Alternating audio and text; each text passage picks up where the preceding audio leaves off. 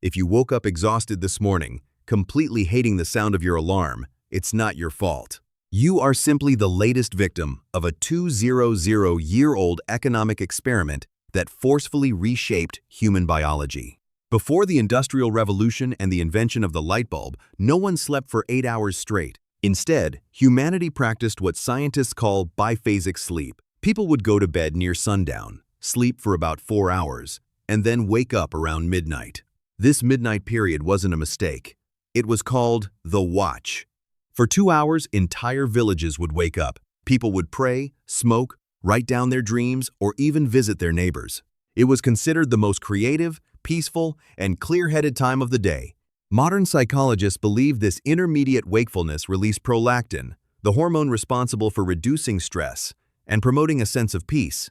And then, around 2 a.m., everyone would gently drift back into their second sleep until dawn.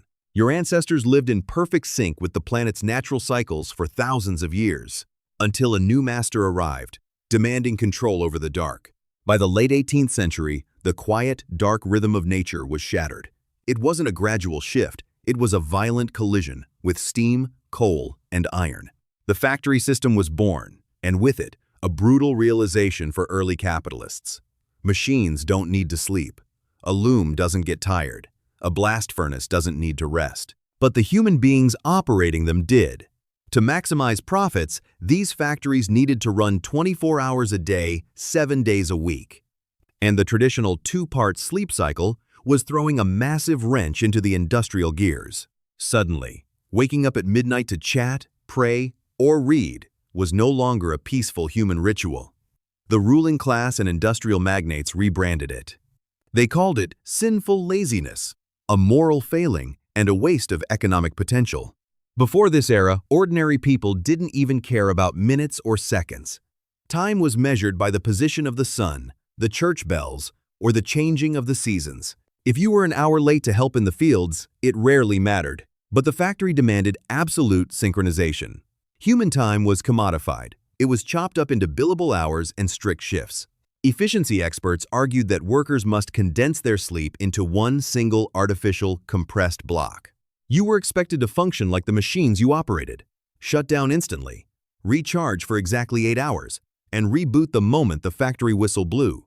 This was the exact moment in history when humanity lost its natural connection to the night, trading a biological masterpiece of evolution for the rigid cage of the workday. But forcing millions of people to suddenly abandon a biological rhythm developed over thousands of years created an immediate, chaotic crisis. How do you force an entire city of exhausted people to wake up in the pitch-black morning when alarm clocks don't even exist yet? The solution to this industrial nightmare was one of the most bizarre, stressful, and forgotten professions in human history: the knocker-up. Long before the invention of cheap mechanical alarms or smartphone apps, factories and mills had to hire human beings to act as living alarm clocks.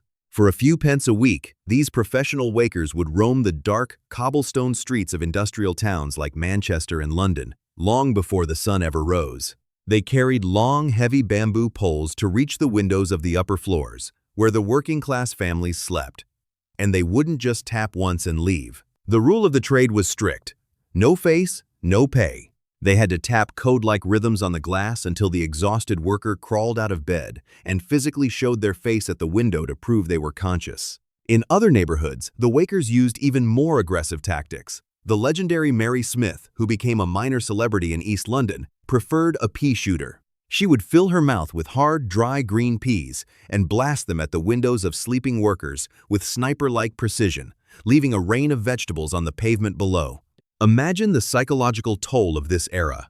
You are working 14 hours a day in a dangerous mill. You finally fall into a deep sleep, only to be violently jolted awake by a shower of vegetables or a giant stick rattling against your glass in the freezing cold.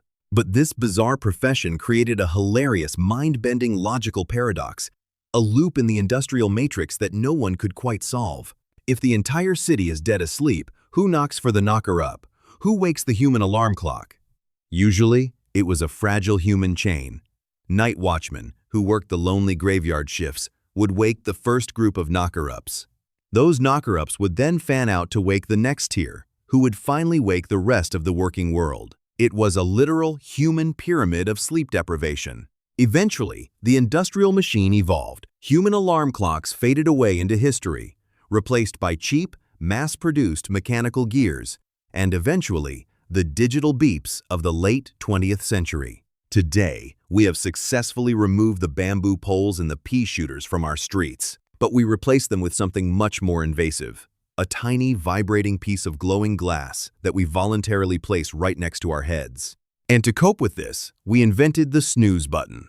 It is the ultimate modern illusion of control, a desperate, pathetic 9-minute negotiation with a global economic system that doesn't care about your circadian rhythms.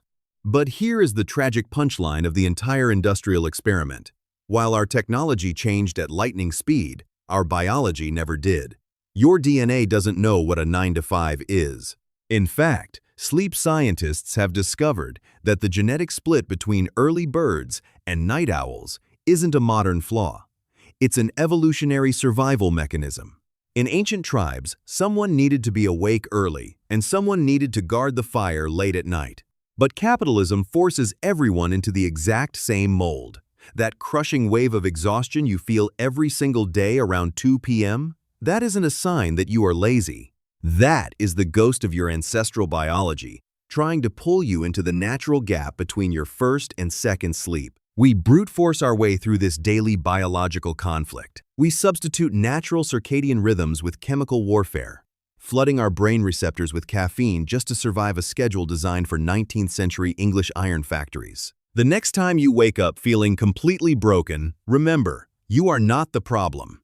Your body is just a beautifully crafted, prehistoric instrument, desperately trying to sing its own song inside a factory it never designed.